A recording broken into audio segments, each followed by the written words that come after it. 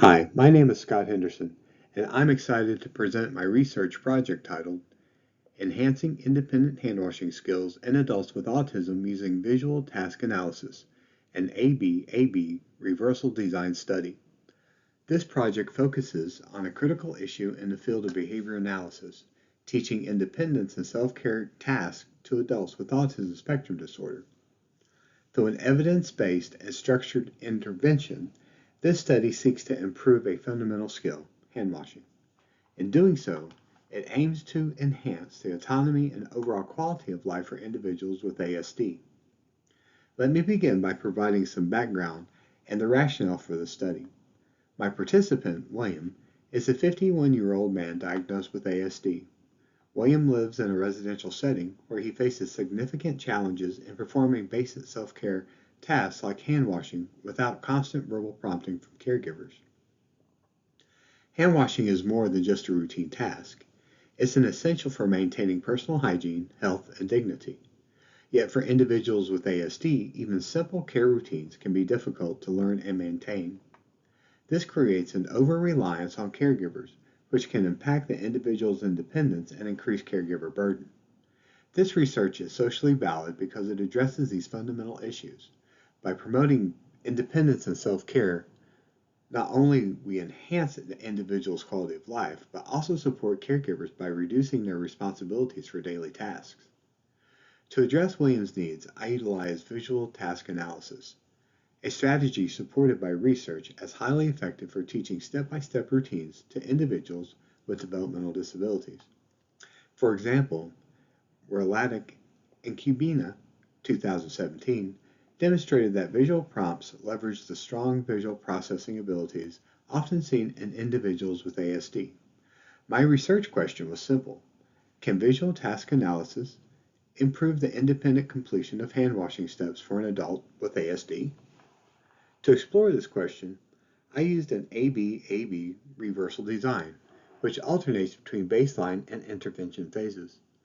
This design allows us to observe changes in behavior when the intervention is introduced and removed, demonstrating a clear cause and effect relationship. The independent variable in this study was the use of laminated visual cue cards, which depicted step-by-step hand washing processes. These steps included turning on the water, wetting hands thoroughly, applying soap, scrubbing hands for 20 seconds, rinsing hands thoroughly, turning off the water, and drying hands with a paper towel.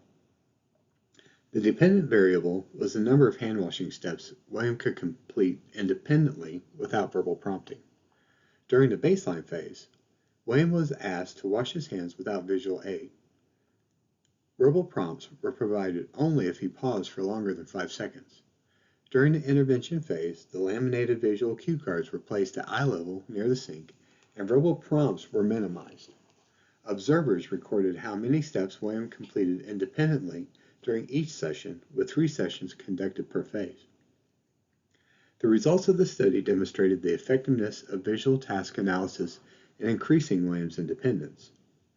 In the first baseline phase, William was only able to complete 1 to 2 steps independently, relying heavily on verbal prompts.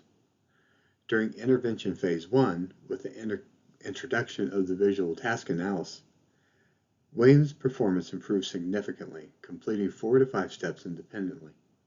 When the visual prompts were removed in baseline phase 2, Williams' performance regressed, completing only 2 to 3 steps independently. Finally, in intervention phase 2, with the reintroduction of visual prompts, Williams' performance improved again, completing 5 to 6 steps independently. The ABAB graph clearly illustrates these patterns, showing consistent improvement during intervention phases and regression during baseline phases. This highlights that visual task analysis was not only effective but also crucial in fostering Williams' independence. This study demonstrates that visual task analysis is a practical and effective intervention for teaching essential self-care skills to adults with ASD.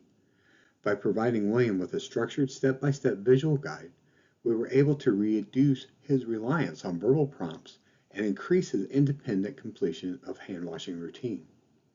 The implications of this intervention is far-reaching.